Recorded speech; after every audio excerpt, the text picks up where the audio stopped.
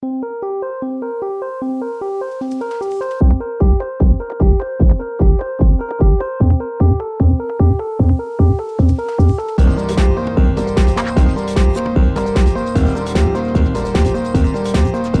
everybody, Dacob here. Welcome to the Fashion Bunker.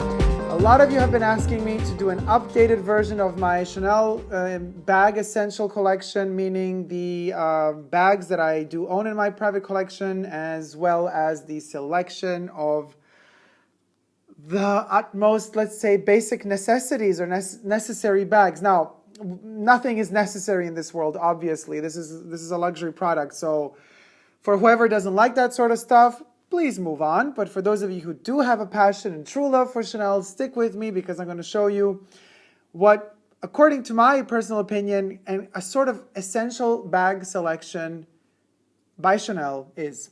So let's begin with the way I split these bags. There's not a lot of them in terms of, I mean, you could have thousands of them, but I've toned it down to 7.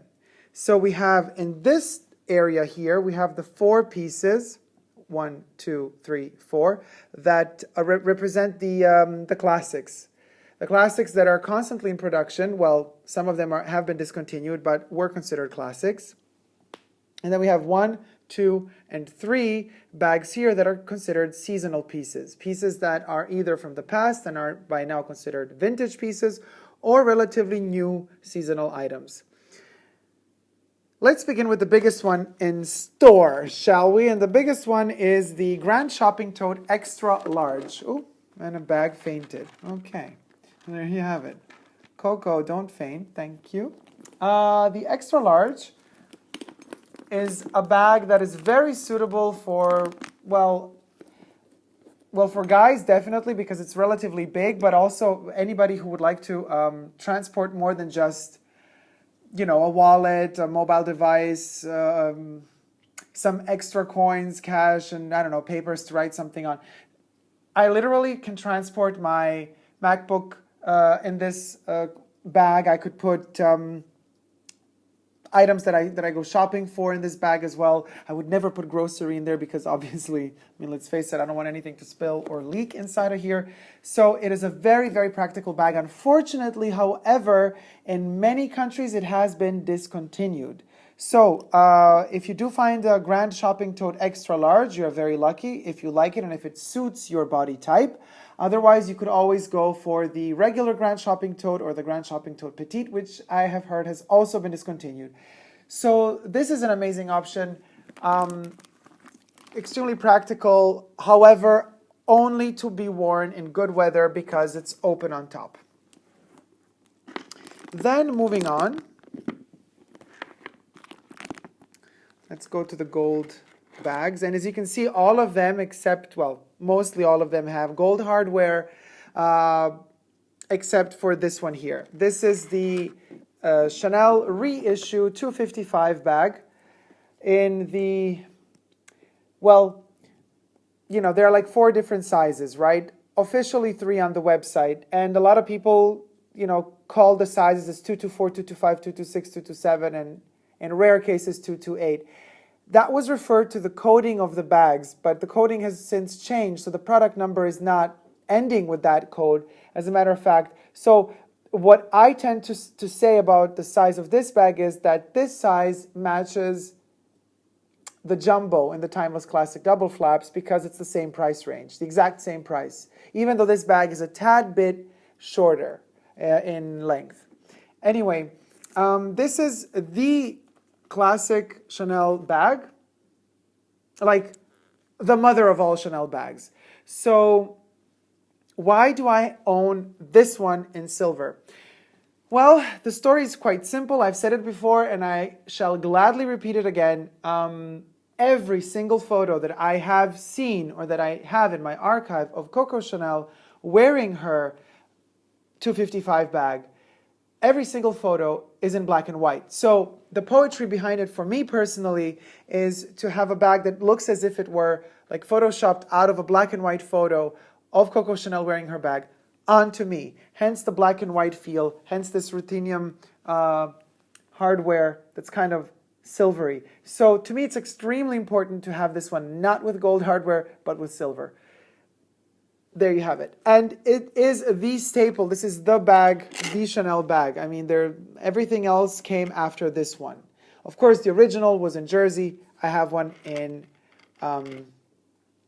calfskin leathers, distressed vintage calfskin leather.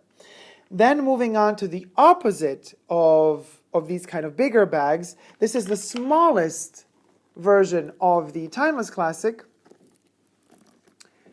Double flap in caviar leather with gold hardware. These exist in 4 different sizes, basically. From time to time, Karl Lagerfeld creates other sizes, but mostly we're talking 4 sizes. This is the small, then you got the medium to large, the jumbo, and the maxi. I prefer, in this particular model, the small because I love to wear it as a fanny bag. So literally crossbody and then on my chest. And I think it's very cute that way. Also, it avoids the weight of the bigger versions of this bag. The jumbo edition, the maxi, they literally weigh you down like crazy. And I'm a guy. For some girls, especially really tiny girls, it could be pretty heavy to wear a jumbo or even a maxi. So this is a really good size. It's still heavy even though it's a small. But nevertheless, the reissues are lighter than the Timeless Classics. And then moving on to the 4th, last but not least, classic that is produced every season is the infamous wallet on chain. The wallet on chain with its very long chain inside that you could tuck inside if you want to use it as a wallet, or if you want to use it as a kind of a smaller pouch or purse, you can open it up and hang it crossbody. This is a very long chain. Of all of these chains, of all of these chains, this is the longest one. And very practical. You could do a lot of different things with it. You could twirl it around your wrist and use it as a bracelet. You could, hang it around your neck as a necklace. You could double the chain like this and use it as a shorter chain as well. But if you want to know more details about this bag, I have made an in-depth review on all of the possible ways you could wear a wallet on chain. And believe it or not, there are more than just 2, 3, 4, 5, 6, 7, 8, 9, or 10 ways to wearing it. So it's a bag that is full of surprises. And I definitely call it a bag and not just a wallet, even though, it's kind of called the wallet on chain. I would call it the mini bag on chain. The mini Chanel bag on chain. Well, there you have it. So that's that. Now moving on to my other essentials. These are the seasonal pieces. Now I'm a huge fan of vintage Chanel, especially when it's extremely experimental, like this beautiful bag here. This is the 2005 bag. That's the name of it. The name is 2005. I'm still losing Mademoiselle here. Even though it came out in 1998-99. Basically. This was Lagerfeld's vision of the future. This bag was made in many different materials, from suede, leather, lambskin, to wool, all sorts of materials, jersey as well.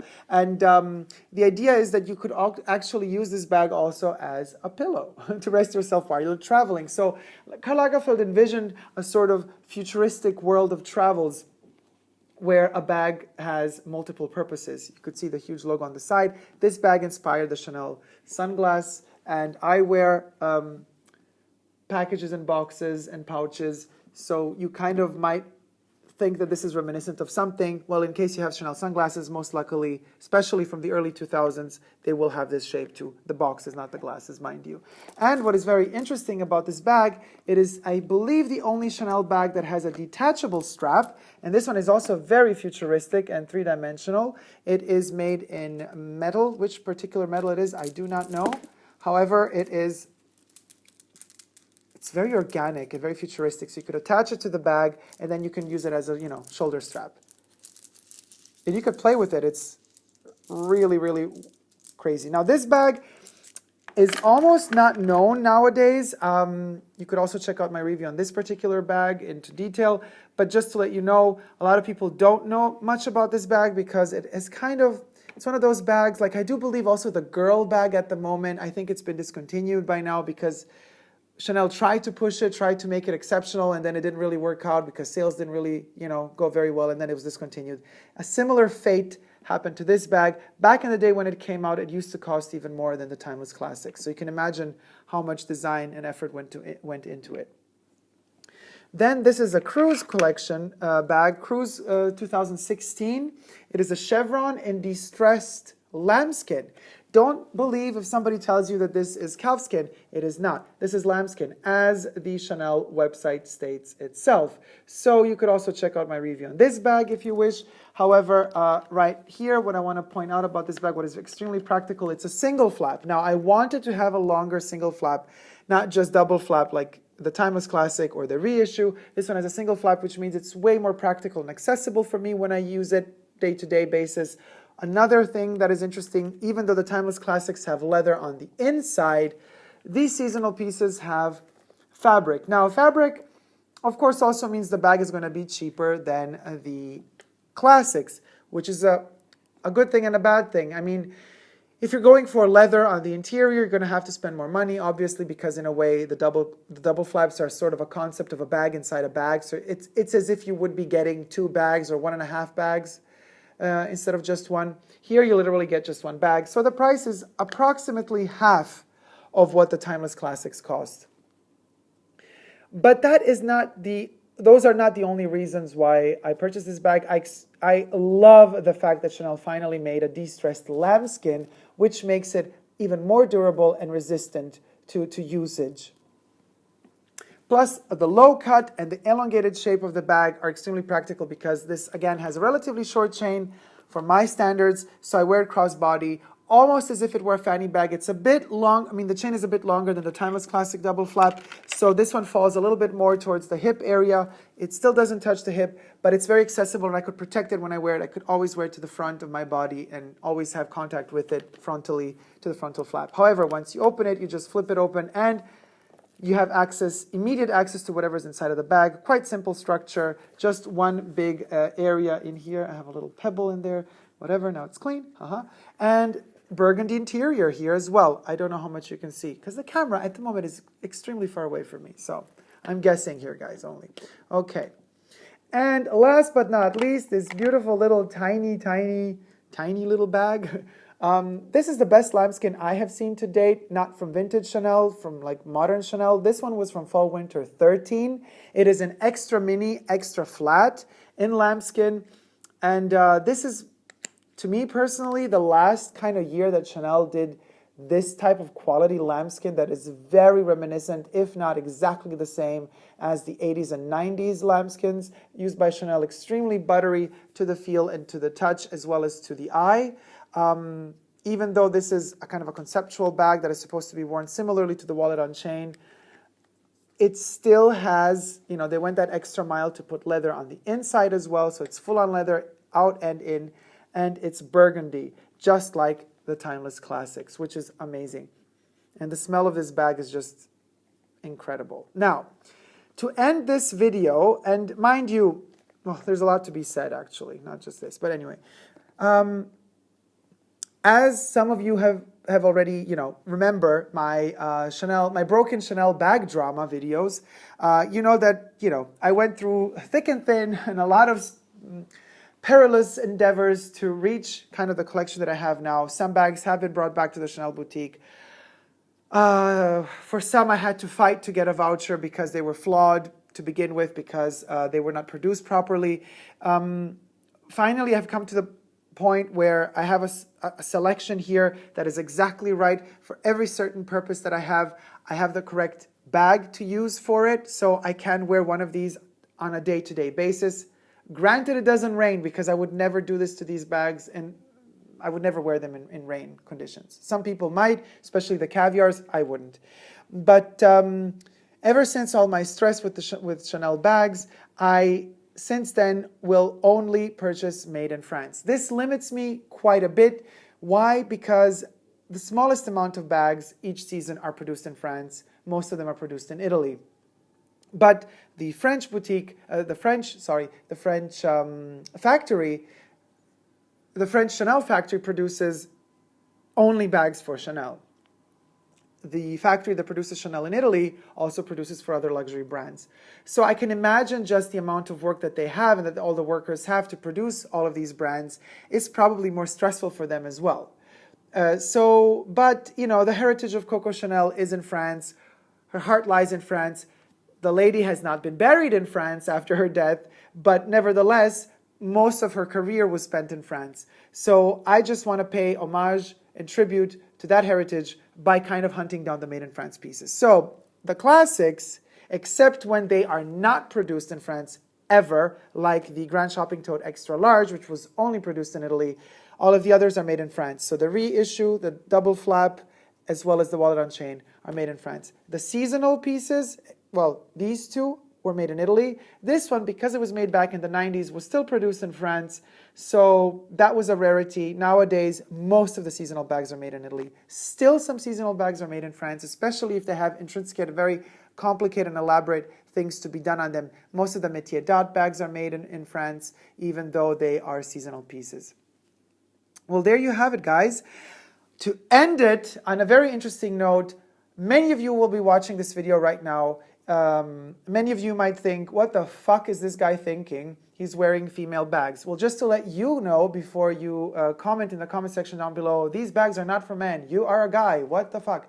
Well, guess again. Chanel, to create her first bag, to the 255 bag, Chanel actually hunted down the designs of male jockeys, male military forces from Great Britain, as well as this crossbody chains that were also part of satchels and sachets worn by the military. So actually this bag has been inspired by male clothing and then has been transformed into something extremely androgynous that nowadays, thank God, all of us could enjoy and cherish in a way for those of us who love these bags. Now, to me personally, they do not have a gender. What they do, however, have is a very important and deep history that they carry with them. And it's up to you to unlock and trigger that heritage and that mystery and wear it and make it become your own. If you do manage to unlock that and make it become your own, then you will fully understand the magic of Chanel. And mind you, Chanel is not just something luxurious, decadent, only for the rich. No, because you can also, if you have a very trained eye and if you're very careful, you could hunt down incredible vintage pieces on the vintage market and secondhand websites. I can't talk anymore today. And that means that you could get them for the fraction of a price and still get an impeccable product that is full of history, heritage, and tradition. So guys, thank you so much for watching. I hope you like this video. If you have, please do thumb it up. Let me know what you think about the Chanel bags and heritage in the comment section down below. And let me know what sort of Chanel collection you have, if you do have any, or what your dream bag would be. And don't forget to subscribe to my channel if you wish to see more. I am on YouTube, of course, so subscribe to my channel here on YouTube. I am also on Instagram, Facebook, and Twitter. So guys, you know how we always end? We always end on a very positive note. So whatever you do, no matter what bag you decide to wear or not to wear, don't you ever give up on love. Love ya, bye.